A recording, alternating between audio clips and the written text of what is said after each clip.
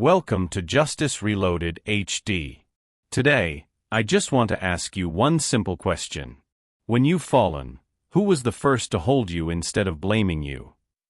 Because today's story begins with a fall, and ends with an embrace that changed an entire family.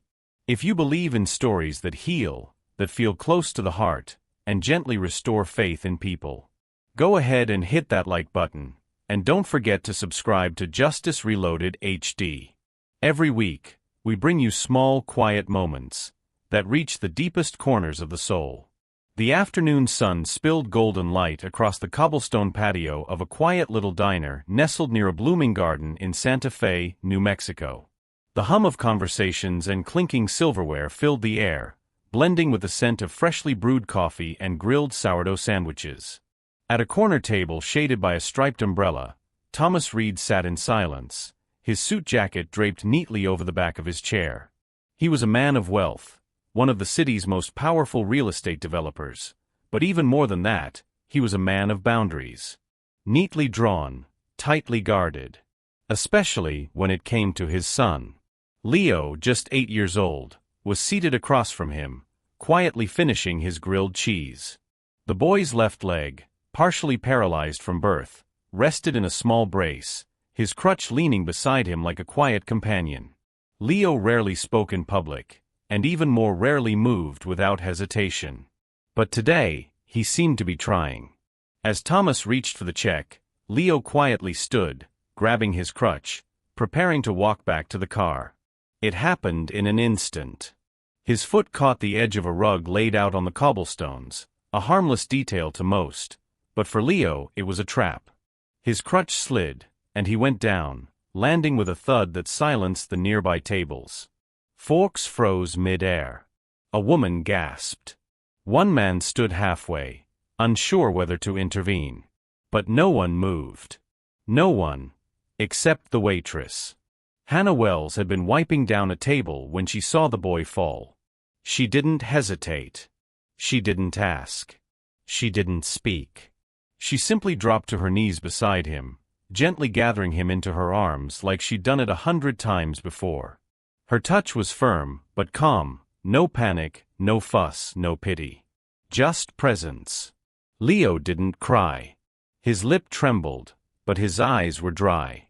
His small fingers clutched at her apron, holding on, not from pain, but from something older. Fear. Shame. That aching feeling of having fallen where strangers could see. Thomas sat frozen, his hand still holding the check. He had seen his son fall before. Many times. But he had never seen him allow someone, anyone, to touch him afterward. Leo had always refused comfort, even from his own father. He'd always turned inward, trying to push the world away so he could gather what little strength he had left. But now, he was leaning in.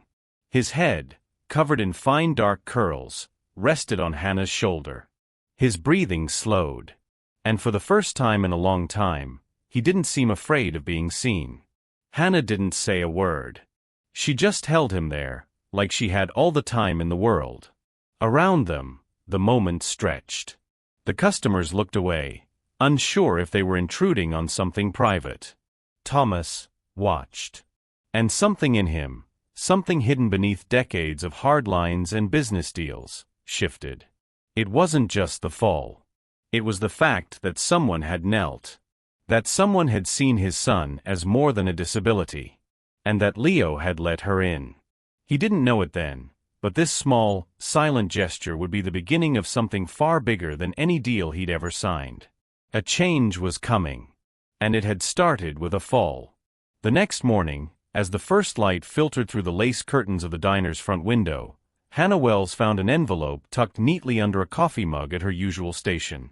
No return address. No card. Just her name, written in elegant black ink across the front. Inside was a short note, printed on cream stationery with the faintest watermark of a real estate firm. Miss Wells. Thank you for your kindness yesterday. I witnessed more than just a fall. I saw someone reach my son when I could not. Would you consider spending time with Leo twice a week, as his companion guide, perhaps even his bridge to the world? You would be compensated, of course. Respectfully, Thomas Reed. Hannah stared at the note, then read it again. Her fingers hesitated at the edges, as if unsure whether to fold it back up or fold it into something more permanent. She had never expected anything from what she did yesterday. Not a thank you.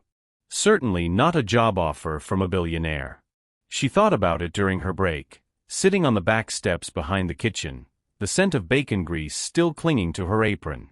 Her heart said yes, but her head shook no. She didn't have credentials. She'd left her work as a rehab assistant years ago, too burnt out to continue. Now she waited tables, paid her rent, and kept her world small. So later that day, she wrote a short reply. Mr. Reed, thank you for your kind offer. I'm truly honored. But I am not a specialist, nor do I hold the right qualifications to take on such a role. Leo deserves someone more experienced than me. Wishing you and your son all the best. Hannah Wells. She dropped it off at the address listed faintly on the corner of the envelope and thought that would be the end of it. But life had other plans. That evening, just before closing, the hostess called her over with a puzzled look and handed her a manila envelope. This came in for you. No postage. Hannah opened it slowly, careful not to smudge anything. Inside was a folded sheet of white paper and a drawing. Crayon lines, bold and shaky. A stick figure boy, lying on the ground. And beside him, a woman with long hair kneeling, arms around him like a shield. The boy's head rested against her shoulder. Above them, in uneven letters, some too big, some too small, were the words. She didn't ask me what happened. She just held me. Leo. Hannah blinked hard. Something in her chest, long dormant, stirred awake. That simple line, written by a child who barely spoke to strangers, had cracked open something she didn't know was still alive inside her. A sense that what she did mattered. That being there, just being there, could be enough. She sat down in one of the booths, holding the drawing in both hands like it was made of glass. She didn't need a title. She didn't need a paycheck. What she needed was to show up. And so the next morning, she showed up.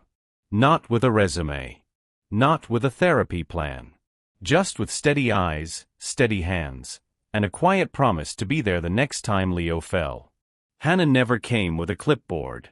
Never with a schedule or checklist. She came with a thermos of herbal tea, a notebook full of blank pages, and a calmness that filled the air like music barely audible. Twice a week, she arrived at the Reed estate, early enough to catch the sunrise softening the desert sky over Santa Fe, and just late enough that Leo would be waiting by the window. Their first few sessions weren't sessions at all. They were moments. Moments of sitting on the porch, tracing shapes in the dust with a stick. Moments of silent glances, small nods, shared space. Hannah knew better than to rush trust. Especially with a boy like Leo, whose whole life had been built around the idea that safety was only found in silence. But slowly, he let her in. One morning, she handed him a sketch pad and said, "You don't have to talk. Just draw how you feel today." He drew a circle with wobbly legs. "It's me," he whispered, trying to stand. So that's where they started. They turned balance into a game. Leo stood on one foot while Hannah counted out loud, clapping when he beat his last record, even by half a second. 10 seconds? That's superhero level, she grinned. But I didn't fly, Leo said once. You don't need to, she replied. Some superheroes just learn how to stand tall. She called it their power pose practice. Leo started drawing himself in a cape, not flying, not fighting crime, just standing steady. Sometimes on one foot. Sometimes with his arms raised like a champion. Every time he stumbled, Hannah never flinched. She never gasped, never rushed. She simply said, that fall was better than the last one. Cleaner landing. And Leo would laugh. That laugh, it started to come more often. At first a giggle, then a bubbling joy that filled the room. It wasn't loud, but it was alive. Thomas heard it one afternoon while working in his study, the windows opened just enough to catch the breeze. He paused mid-call, letting his client talk, while he closed his eyes and just listened. It had been years since he'd heard that sound. He began watching from the sidelines, sitting quietly with his coffee as Hannah and Leo played their balance games or painted superhero portraits under the shade of the sycamore tree. At first, he thought he was supervising. But it didn't take long to realize he was witnessing something money had never bought him, not even with the best specialists or the most advanced therapies. He was witnessing belief. Belief in a child who had never quite believed in himself. Belief born not from results or pressure, but from play. From patience. From someone who saw Leo not as a project to fix, but as a person becoming. Leo's walk grew more confident. His steps less hesitant. The crutch still came along, but now it was more of a tool than a crutch. A partner in motion, not a prison. And in those small ordinary days, on back porches and living room floors, something extraordinary was happening. A boy was beginning to believe he could stand. Not just with his legs, but with his spirit. It began with the drawings. At first, they were simple, stick figures of Hannah and Leo playing in the backyard, sitting on the porch, balancing on one foot together. But then the drawings started filling entire pages. Some were taped to the refrigerator. Others ended up in Thomas's briefcase, slipped in like surprise bookmarks. Then came the letters. Scrawled in large crooked letters with backwards S and little stars above the S, Leo began writing notes addressed to Hannah, not because he had to, but because he wanted to. Dear Miss Hannah, thank you for helping me not fall. I mean, when I do fall, thank you for not making it feel bad. You're my favorite person. Ever.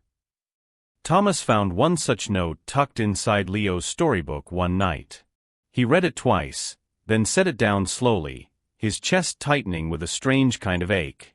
It wasn't jealousy, at least not in the obvious sense. It was something deeper. Something old. He remembered the way his wife used to hold Leo as an infant, before the accident that took her life during childbirth complications. The way she would instinctively wrap him in her arms, whispering lullabies in Spanish, while rocking him gently in the quietest corners of the house. That memory had been locked away, stored in the corners of his mind where grief lived with its shoes off. But now Leo was saying things like, "If Mommy was still here, I think she'd hug me like Miss Hannah does." The words weren't meant to wound. They came out of a child's longing. Pure and innocent. But to Thomas, they struck with the force of thunder. He began to pull back, not from Leo, but from Hannah. He shortened her visits from 2 hours to 1. He emailed her instead of calling. He suggested she stick to only the physical activities. No storytelling, no painting, no emotional bonding, as he phrased it in his carefully worded message. Hannah didn't push back. She never did. She simply nodded when Thomas explained the new terms, her eyes searching his for something he didn't dare show fear. Not of her, but of losing something else. Of being replaced. Of becoming the outsider in his own son's world. Thomas told himself he was doing the right thing. That boundaries were important. That this wasn't about Hannah, but about Leo needing a father more than a friend. Still, something in the house changed. The lightness in Leo's voice dimmed just a little. The laughter took longer to arrive. His drawings became fewer, and when he did draw, the figures were smaller, placed farther apart on the page.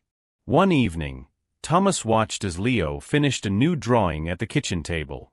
It was a picture of a boy and a woman standing beside a bench, Hannah on one end, Leo on the other, a wide gap of white space between them. Above it, Leo had scribbled, "I miss when we sat closer." Thomas turned away, suddenly unsure of what he was protecting anymore. His son's progress? Or his own pride? He wasn't ready to answer that. Not yet. But he knew something had shifted. And the distance wasn't just on the paper. It was in the room. It started with a headline. A grainy clip from a security camera at the diner, months old now, surfaced online, re-uploaded by an anonymous account with a caption that lit the internet ablaze. Waitress becomes billionaire's son's surrogate mother? The footage was simple: Hannah, kneeling on the cobblestone floor, cradling Leo after his fall. No sound. Just movement. A woman holding a child. But in the hands of the internet, even silence can be twisted. Comments flooded in. She's clearly trying to get close to the family. Gold digger move, 100%. Where's the dad while all this is happening? Someone even posted a side-by-side comparison. Hannah in her diner uniform next to Thomas in a business magazine cover. The caption, "From waitress to heiress." Thomas saw it late one night as he scrolled through his emails. The clip had been forwarded by his assistant, who included a short note: "You should probably get ahead of this." He watched it 3 times. Each time, the same knot tightened in his chest. It didn't matter that the clip was old. It didn't matter that it had been taken without context, without permission, without heart. What mattered was how it made him feel: exposed. Used. Had Hannah known cameras were there? Was that why she'd knelt down, embraced his son in front of witnesses? Was all of this, her quiet compassion, her gentle presence, just a performance? Rage came quickly, faster than reason. And in his anger, Thomas didn't ask. He didn't call. He didn't even look her in the eye. He sent a letter. Formal. Cold. Just 4 lines. Effective immediately: your services are no longer required. Compensation for the remaining sessions will be processed this week. Please refrain from further contact with Leo. He thought that would be the end of it. A clean break. Just business. But 2 days later, a small package arrived at the front gate. No return label. Just his name, handwritten in soft, looping cursive. Inside the box was a neatly folded cloth, light blue, slightly frayed at the edges. He recognized it instantly. It was the napkin she had used that very first day, when Leo had fallen, knees scraped, dignity shattered. She had used it to gently clean the blood from his skin. No one had asked her to. She just did it. Taped to the cloth was a note, written on plain white paper. "I didn't help your son so someone would see. I helped him because no one else had knelt down. And I believe when a child is hurting, what they need most is not someone to pull them up, but someone willing to sit with them for a moment where they fell." No signature. Just the words. Thomas sat in his study long after the sun had gone down, the note in one hand, the cloth in the other. For the first time in weeks, the silence felt suffocating. There was no accusation in Hannah's letter. No bitterness. Just truth. And it burned. Because somewhere deep down he knew she hadn't been trying to be seen. She had simply been there. And now she was gone. The house had never been noisy. Thomas preferred it that way, quiet, orderly, with no surprises. But after Hannah was gone, the silence took on a different weight. It wasn't peace anymore. It was absence. Leo didn't say her name. Not once. But he didn't laugh anymore, either. Gone were the giggles during breakfast. The random humming while he colored. The silly questions he used to ask, like whether dogs could ride bicycles or if superheroes ever had bad days. The boy who once used to limp with boldness now moved like a shadow of himself. Thomas noticed, of course. He noticed everything. He noticed how Leo would sit on the porch but not draw. How he'd touch the corner of the rug where he once tripped but never say why. He noticed how the crayons stayed in their box. How the sketches on the fridge stopped changing. But he didn't know what to do with what he noticed. So he said nothing. Then one afternoon, as the sun sank low and washed the living room in gold, Thomas heard a soft thud down the hallway. He looked up from his laptop, waited, but there was no cry, no dad, no call for help. Just stillness. He walked slowly, following the sound. In the hallway outside Leo's bedroom, the boy lay on the floor, his crutch a few feet away, tipped over. One knee was slightly scuffed, but not bleeding. Not bad enough to hurt. Just enough to make him pause. Thomas rushed forward. "Leo," he said, kneeling beside him. "Why didn't you call me?" Leo didn't look up. He just lay there, small fingers pressed to the floor, unmoving. "Leo," Thomas said again, his voice softer now. "Are you hurt?" Still, no answer. He placed a hand on his son's shoulder, trying not to let his worry show. "Come on, buddy. Let's get you up."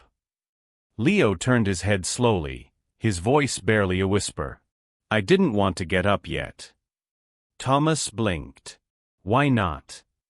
And then came the words, quiet, honest, and sharper than anything money could ever fix. "Because no one hugs me when I fall anymore." The sentence knocked the wind out of him. He sat back on his heels, staring at his son, not just at the bruise on his knee, but at the wound much deeper. A wound he had helped open. Thomas realized in that moment that Leo wasn't afraid of falling. He wasn't afraid of pain or embarrassment. He was afraid of falling alone. Afraid there would be no arms waiting. No warmth to meet him where he lay. All those years, Thomas had poured his life into protecting Leo from injury, from judgment, from discomfort. But he had missed the most important thing. Sometimes what a child needs most isn't someone to stop them from falling. It's someone who's willing to kneel down when they do. And now, that someone was gone. Not because she left, but because he'd told her to. The building was modest, just a repurposed community center tucked behind a row of willow trees, its entrance marked with a handmade sign that read, "Fall Forward, Adaptive Skills for Extraordinary Kids." The laughter inside wasn't loud, but it was real. Genuine. It carried the kind of warmth Thomas Reed hadn't heard in his home for weeks. He stood at the doorway for a moment, unsure whether to walk in or turn back. Through the glass, he could see a small group of children practicing how to fall, on mats, with pads, with wide grins and nervous giggles. A few had braces, others used walkers, but all of them were getting up again and again, cheered on by a familiar figure moving gently among them. Hannah. She wore sneakers and a simple blue t-shirt. Her hair was tied back, her sleeves rolled up. There was no uniform, no badge, just presence. Calm, kind, steady. Thomas stepped inside quietly, his shoes squeaking on the polished floor. She noticed him, nodded politely, then turned her attention back to a young boy attempting a controlled fall. She didn't interrupt the moment for him, and somehow, that made him respect her even more. When the activity slowed and the children moved to water break, Thomas walked over, his hands clasped tightly in front of him. "I didn't come to fix anything," he said quietly. "I know I can't." Hannah didn't respond immediately. She let the silence settle. Let the weight of his words speak for themselves. He lowered his head. "But, if you're still willing, I'd like to learn." She tilted her head. "Learn what?" He swallowed hard, voice catching in his throat. "How to be there when he falls. How to hold him the right way. The way you did." Her expression softened, not with triumph, not with pity, but with understanding. "You don't need training for that," she said gently. "I know," he replied. "But I think I need permission to get it wrong." Hannah nodded. Not because he was right, but because he was finally ready. Later that evening, back at home, Leo tried to walk across the hallway without his crutch, something he hadn't done in weeks. His foot caught the edge of the rug again, and he stumbled, falling to one knee. But this time, he didn't stay down. He looked up. Thomas was already there, moving quickly but not frantically. No panic. No frustration. He knelt beside his son, not towering over him, not barking instructions. Just there. On the same level. Then carefully, he wrapped his arms around Leo. Not too tight. Not too soft. Just enough for the boy to feel he wasn't alone. Leo blinked up at him, wide-eyed. And then he smiled, a soft, knowing smile that made Thomas's chest tighten in the best way. "You did it," Leo whispered. "Did what?" Thomas asked. "You hugged me like Miss Hannah." Thomas chuckled through the lump in his throat. "I had a pretty good teacher." Leo leaned into him, his small arms wrapping around his father's back. And for the first time in a long while, Thomas didn't feel like a man afraid of failing his child. He felt like a father finally learning how to show up. Not to lift his son higher. Just to kneel beside him long enough for him to stand on his own. 6 months later, the stage was modest, a simple wooden platform set up in the multipurpose room of the Santa Fe Community Center. Folding chairs lined the floor, filled with teachers, parents, therapists, and neighbors who'd come to see something new. Something real. On the banner behind the stage, hand-painted letters read, "Catch and Care, because every fall deserves a presence." It wasn't just a slogan. It was a promise. Born out of quiet afternoons, awkward stumbles, and long overdue embraces, the program was the brainchild of two unlikely partners: Thomas Reed, a billionaire once known for keeping the world at arm's length, and Hannah Wells, a former waitress who had simply knelt down when no one else did. Together, they built a curriculum that went beyond physical recovery. It wasn't about perfect lifts or medical procedures. It was about something softer, slower, more human. How to kneel. How to listen. How to hold a child, literally and emotionally, when the world knocked them over. They called it Catch and Care. Now for the program's first community showcase. The final speaker wasn't a sponsor or a professional. It was an 8-year-old boy with a crutch and a quiet fire in his eyes. Leo. He walked onto the stage, wearing a red cape that fluttered slightly behind him. His steps were measured, but sure. When he reached the center, he turned to the audience with a small nod, then did something unexpected. He fell. Deliberately, gently, but clearly. A collective gasp rippled through the room. A few adults shifted in their seats, instinctively wanting to jump up. But no one moved. Because Leo didn't need them to. With slow, practiced movements, he rolled to his side, placed his palms on the stage, and pushed himself upright again. He stood tall, brushing imaginary dust from his knees. Then he turned to the microphone and said, in a voice just loud enough to carry, "I don't need someone to catch me every time I fall." He paused. His eyes scanned the room, until they landed on Thomas, sitting in the front row, hands folded tightly in his lap. Then on Hannah, beside him, with that same calm smile she always wore. "But I still want someone to be there," Leo continued, "just in case I need a hug when I do." The room fell silent. And then, applause. Not polite. Not routine. Thunderous. People rose to their feet. Some with tears in their eyes.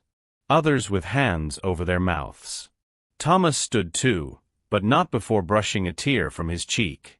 Hannah reached out, gently touched his arm, and whispered, he found his balance. Thomas nodded, voice thick. And so did I. As the applause roared on, Leo stepped down from the stage.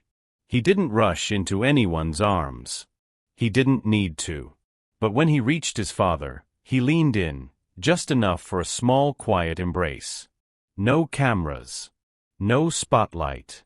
Just a boy. And the people who had learned how to stay near him when he fell.